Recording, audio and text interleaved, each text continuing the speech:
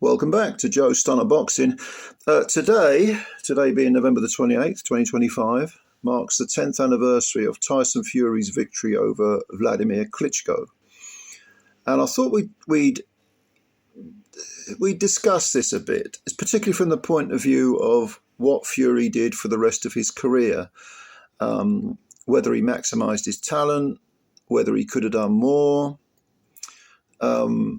and also the importance of his victory historically.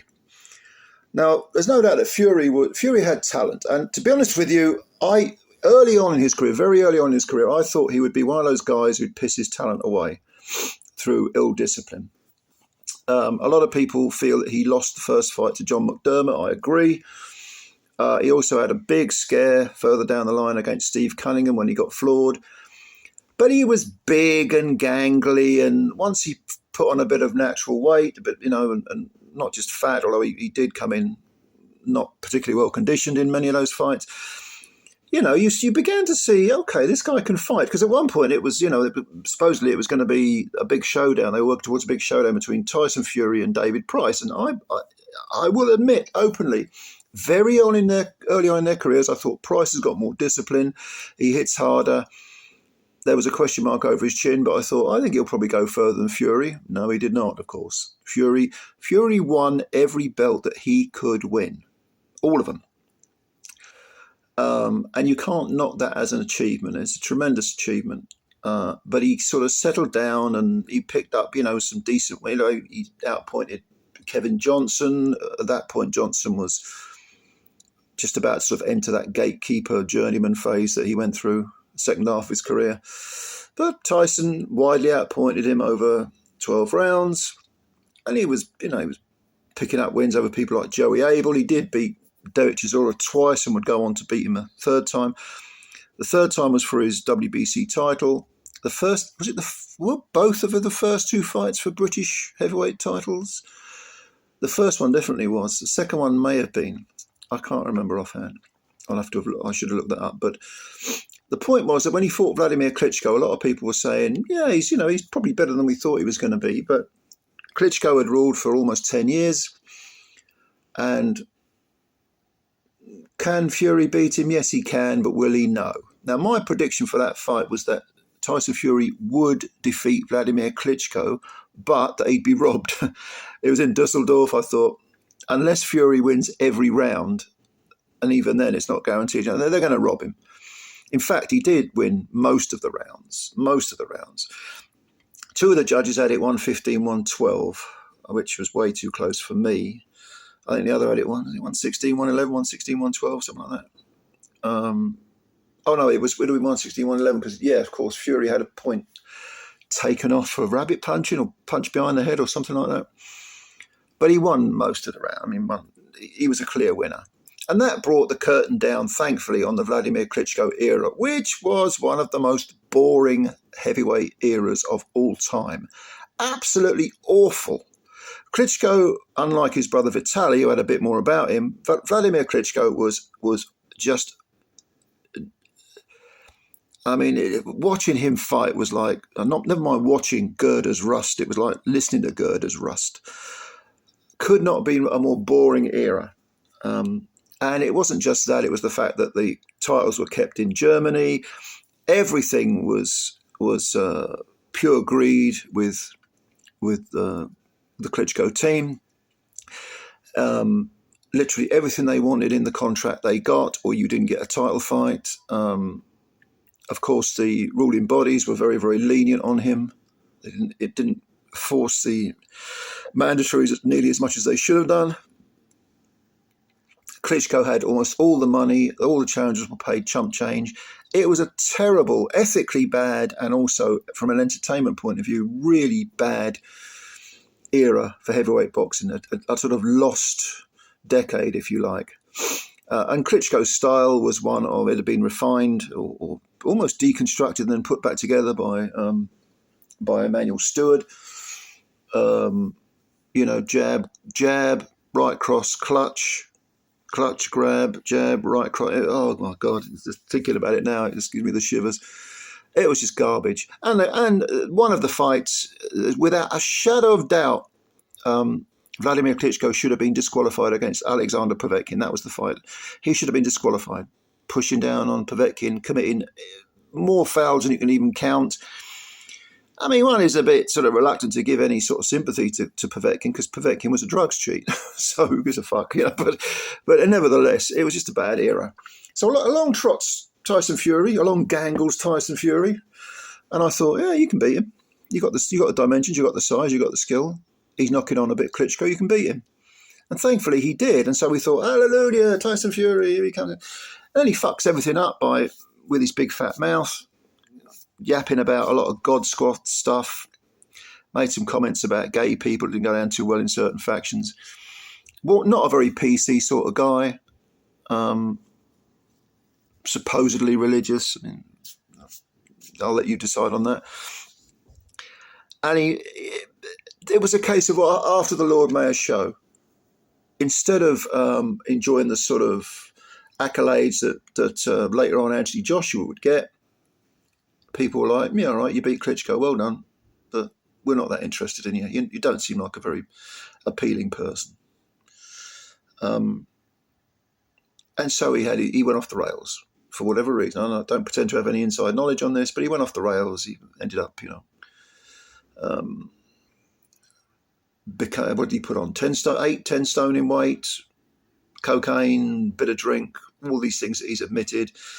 Said he was tempted to very close to committing suicide, driving his Ferrari into the side of a bridge. I think he said something along those lines. And his wife has said about how she felt she'd lost him, and his dad has felt that Tyson was a lost soul, and there were mental health issues, and so on and so forth. But then he gradually came out of that dark place, which, a lot of us have been in.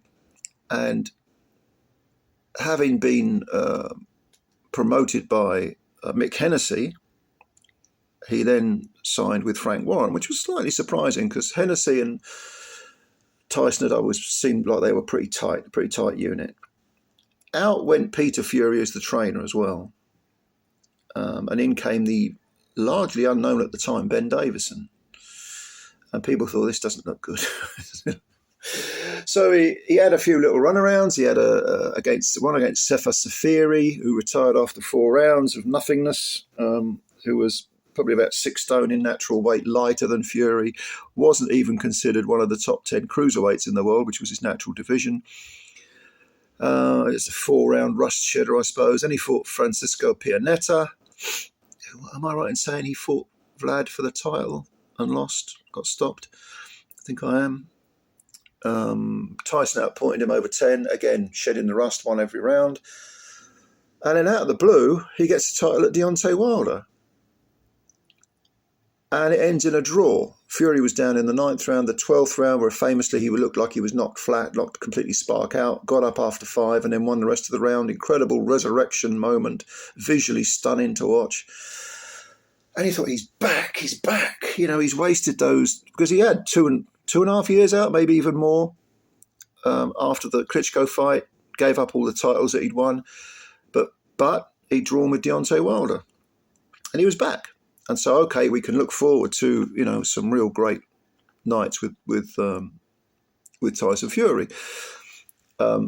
Instead of an immediate rematch, he had 2 runarounds with Tom Schwartz, which was a 2-round blowout. Schwartz, never any great shakes. I wouldn't even call him really a European level heavyweight, maybe fringe European level.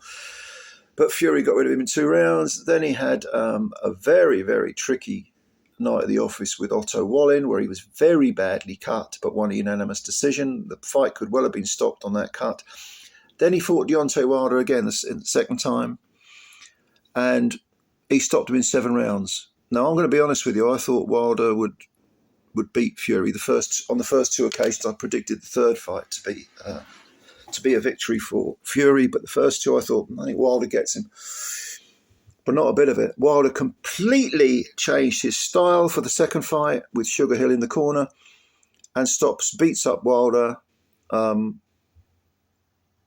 yeah, he's down in, down in 3rd and the 5th, was it? And then he got stopped on his feet in the 7th, I think it was. And Wilder at the time was undefeated. And it's all very well saying, well, Wilder was never that good, and you know, look at his resume and all that. Yeah, I get it. I get those arguments. But no one was saying that at the time. They were like, no. Wilder, with that big cruise missile of a right hand, he's going to go straight at Fury. He had Fury on the floor twice in the first fight. He'll have him over quicker this time. And Wilder bizarrely came in at something like 231 pounds, when really he was kind of like a 218 guy, 215, 218 guy at the most. So anyway, then having won the WBC title, the immediate thought was put him in with Anthony Joshua. And Anthony Joshua at the time was undefeated, but he ended up losing to Andy Ruiz. Then he won the rematch, and then so there was lots of negotiation going on.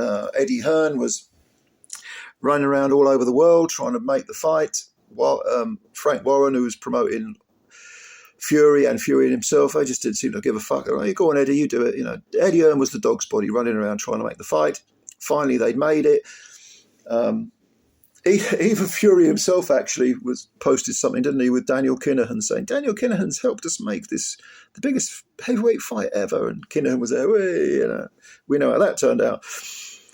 And then suddenly it was, was it Bob Arum spoke to Eddie Hearn? Eddie, you know, you've made final arrangements for the Anthony Joshua Tyson Fury fight. Oh yeah. We're not fighting now. We're not fighting Joshua anymore. What do you mean?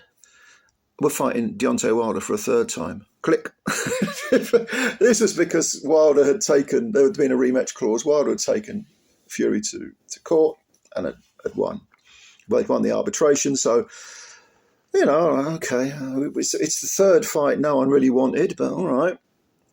And it was an incredible fight. It was an absolute barnstormer. Wilder was down it stopped in the 11th, when it was third, 11th, and I can't remember. So, was he on the floor 3 times? Was he on the floor in the 10th round as well as the 11th? I can't remember. I know he was down early in the 3rd, and then in the 11th he got knocked out. I think there was another knockdown somewhere along the line. But he had Fury on the floor twice. And that was in the 4th or the 5th, I think it was the 4th. So it was one of those pendulum fights, swinging one way, swinging the next.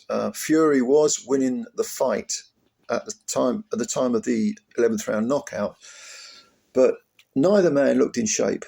I mean, again, Wilder came in, I think he was in a 238 or something stupid like that. Way too heavy, all upper body, trained by Malik Scott. Or supposedly trained by Malik Scott. And Fury looked fat and out of it as well. It wasn't good. Okay, well, we didn't want that third fight, but it turned out to be very good. So what have you got for us next, Tyson? And this, to me, is where the rot set in. Because he could have, having twice stopped Wilder, he could have said, I mean, okay, Joshua had lost, I was trying to get the chronology right. I think had he lost to Klitschko by this point? No, he hadn't. But you could have made that fight regardless of any defeats on either man's record. Or you could have had Tyson ticking off the leading contenders. No. Instead, we got Dillian Whyte, who was the mandatory contender, but had been knocked flat twice, knocked flat in 2 fights previously by Alexander Povetkin. And had then repeated in the following fight in the rematch, had repeated the trick turned the tables on Povetkin. Povetkin knocked him out in the 5th. He knocked Povetkin out in the 4th. So it went around better. Finally, after being WBC mandatory for God knows how long, he gets in the ring with Fury, and he gets chinned in 6 rounds by an uppercut. So it was all a bit anticlimactic. And it was a fight that was on pay-per-view, which didn't go down too well. And the undercard was absolute shite. Awful undercard. But we thought, all right, he was the mandatory. Okay, all right. Beginning to lose patience with Fury at this point. Okay, what's next then? Is it Joshua? No. Is it Usyk? Mm-mm. A third Derek Chisora fight that absolutely no one had asked for. Now, Chisora was coming off a very debatable win over Pulev, which was his only win in 3 or 4, something like that. He'd won, I can't remember his exact record offhand. But this very, very questionable win over Pulev, I thought Pulev won that fight, was his only win since God knows how long, and he gets a shot at Tyson Fury over a number of different preferable heavyweights. And at this point, I think most people had lost patience with Fury, apart from obviously his fanboys who love, who he can do no wrong with his fanboys. But he stopped Chisora in the 10th round. What's next then, Tyson? You actually going to fight someone now? What about Alexander Usyk? Tyson, AJ? Any of the others? Who are you going to fight? I'm going to fight a guy who's never had a fight in his life, a boxing match in his life. Not a fight, but a boxing match. Francis Ngannou. Fuck it up. So you're going to fight a debutant. Okay, fair enough. And in his pro debut, Ngannou lost a split decision and actually had Fury on the floor. Now, I think Fury won that fight. I think he won most of those rounds. But there's no doubt his performance was shit. It was dog shit. And then after much ado, I think that fight against Ngannou was late December. No, it wasn't quite that late. October, November 23, I think. September, October, November 23, sometime like that. Finally, he gets in the ring with Usyk, and he gets floored in the 9th round, loses a decision, split decision. Should have been unanimous because he clearly lost the fight, but it was competitive. It was a tough fight for Usyk, very tough fight, but Usyk won most of the rounds. And then he gets in for the rematch, which was later that year, 2024, which was getting on for a year ago, must have been. Was it November? Yeah, it must be a year. November, December of last year sometime. He loses a unanimous decision. Again, he perfectly legitimate defeat. But here's the thing with Fury, right? Even if you allow him the 3rd Wilder fight, because there was some arbitration, some legality going on there, we have to fight Wilder again. Not ideal. Even if you allow him that, even if you allow him fighting White, who'd been knocked out 2 fights previously by Povetkin, because White was a WBC mandatory contender. Even if you allow him those 2 gimmies, that was in 2022. April 2022 was the Dillian White fight. After that was over, he should have gone straight for the top dogs. He should have defended his belt there. Now, if he'd done that, to me, and let's be honest, I mean, that was, 3 years ago, over 3.5 years ago, if he could have racked up, maybe 2 or 3 defences against good men, which he was capable of doing, his resume would be so much better, and I think his legacy would be better as well. People would have more time for him. But instead, especially during the 18 months before the Usyk fight, all we had from him and Warren was this bullshit, this blood, this avalanche, this waterfall of crap about how other people weren't available and Usyk doesn't bring anything to the table and he doesn't speak good English, so no one's interested in watching me fight him. And, you've never heard such a load of gaslighting shit from Warren as well as Tyson Fury. And I think that is where he ruined things. I think the British tend to cut you a bit of slack, as long as you come good eventually. And as we know, you're only as good as your last fight. And if Fury had racked up some good wins, against top 5 contenders, because if you're the champion, you look at your contender, you look at your top 10, you say, okay, maybe another mandatory, because he only fought one mandatory in God knows how many years, and that was White. I think people would have had more time for him. So on the 10th anniversary of his excellent victory against Wladimir Klitschko, apart from the two victories over Wilder, certainly the first victory he had over Wilder and the draw, there's really nothing there. In a 10-year period, there isn't a great deal there, I don't think. And I think it's a shame because at one point, having beaten Klitschko, or certainly having beaten Wilder the first time, you thought, okay, now we'll see something from Tyson Fury. He never did maximise his talents, not for me personally. And I know that there are the fanboys and, who like sniffing his farts. But you know, I'm not talking to them. I'm talking to people who are objective and understand that you can, you know, understand that you can take a rational, logical, common sense view of someone's career. Tyson Fury was a very, very good heavyweight, very good heavyweight. And he probably will come back at some point because, it's, you know, goodbye is the hardest word for many, many athletes, certainly fighters. But did he maximise his talent? Not for me, not for me. Now, there is a flip side, a flip argument, which we're going to go for before I leave you. And that is that maybe the craziness, maybe all the behaviour, the odd behaviour, the bipolarity or whatever the fuck it is he's been diagnosed with, the borderline personality disorder, the whatever else disorder, behavioural disorder he may have, maybe all that stuff contributed to his success. That's an argument that's interesting to explore, I think. Sometimes it is the craziness that helps you make the achievements, makes you overachieve in some cases. And people look at it and say, oh, if only he didn't have those qualities, he could have done more. Maybe he couldn't have done what he did without those crazy qualities. So there is that to bear in mind as well. But I don't know. You tell me what you think. Thank you for watching this video. It's been a long one, over 20 minutes, this one. So thanks for sticking with me. Hit the like button, please, if you don't mind, because you're kind. And also subscribe to the channel and spread the word about Joe Stunner Boxing. But leave your comments below. The 10th anniversary of Tyson Fury's victory over Wladimir Klitschko. What do you think? What do you think of the victory itself? And what do you think of Fury's subsequent 10-year career? Although he has been retired, hasn't he, for about a year now, almost a year. But, you know.